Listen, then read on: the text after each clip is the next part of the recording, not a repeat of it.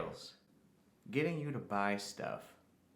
They tried to get me to buy what? You might as well be walking on the sun. Hey everybody, we're back. Part 2, Carnegie Mellon Innovation Journal. Now what we're going to talk about is pitch decks. And so what I need to do within this specific course is I need to find one online. I need to diagram how they're presenting the information. Then afterwards, what I'm going to do is I'm going to explain what makes this deck successful. If I'm going to put together a sales pitch, I like to address these things. So let me show you my screen. Okay, so at the top we have the who, then we have what, when, where, and why. You also have to really have a good cover photo, something that will grab someone's attention, and then a value proposition that's clear and understood. You're going to have a call to action at the end, so you're going to be promoting the sale or promoting the action of the customer to do something different. And then after that, you want to make sure, and that's usually the end, but you also want to make sure you have client testimonials or some sort of case study that would explain how people have actually used this tool or this product and been beneficial. So let's jump in and let's actually find a deck and see how they do. Okay, so I found one online, and this is at Slide Bean. I don't know much about them, but I do know that I found this deck, so let's get into it. I feel as if this first slide isn't that great. It doesn't have a good cover photo. YouTube, which is who they are, so I'm going to check this box down here, and then that, broadcaster self. So that's kind of what they do. So that's actually not a bad slide. It's just I don't think that this is that visually appealing. And then what we have is we have slide 2. So okay, so this is the company purpose. This is the what we do. A little bit more involved. So they have upload content, browse content, and share content. Which nice is a good presentation shouldn't talk a lot, it should show. And they're doing a good job with that.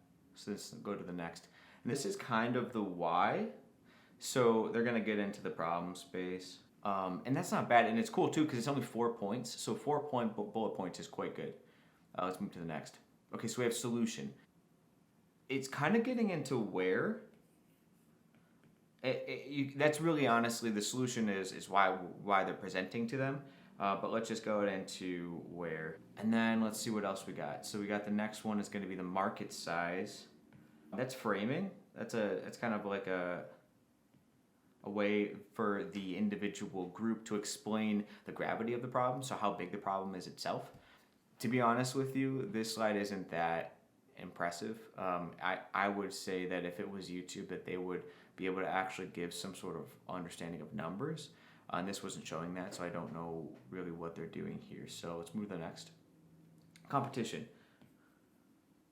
Okay, so competition is going to be also not just describing what the problem is, how they're solving it, why they're solving it, and then also kind of how many people they're solving it for. They're then going into the competition, which is going to be who's also helping to try to solve that problem.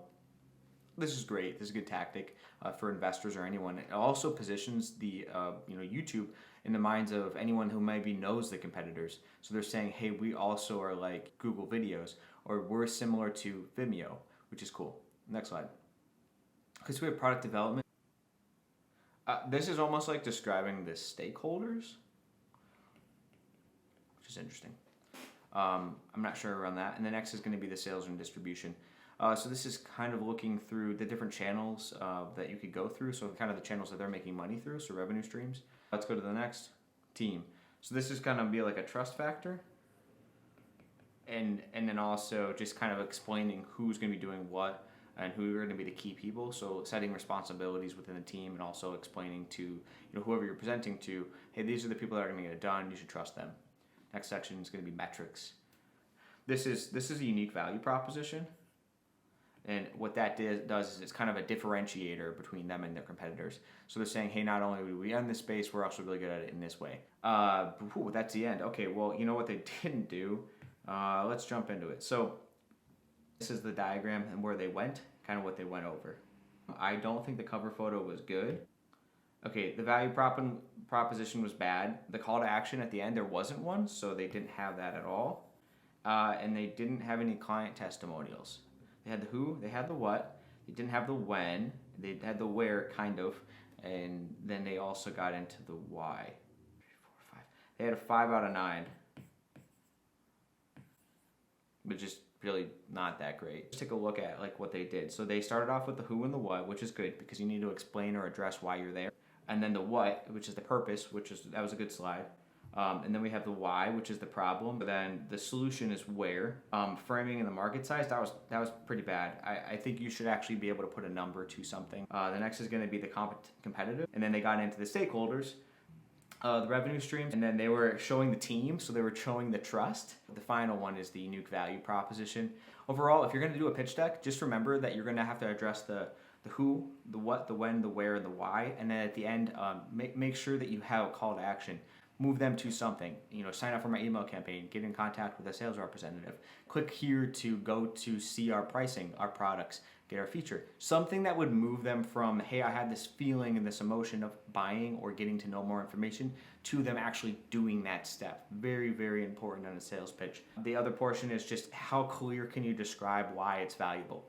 And then obviously just make it as like visually as stimulating as possible. So you want to make sure that you have good cover photos and that the images that you use are beneficial. You might as well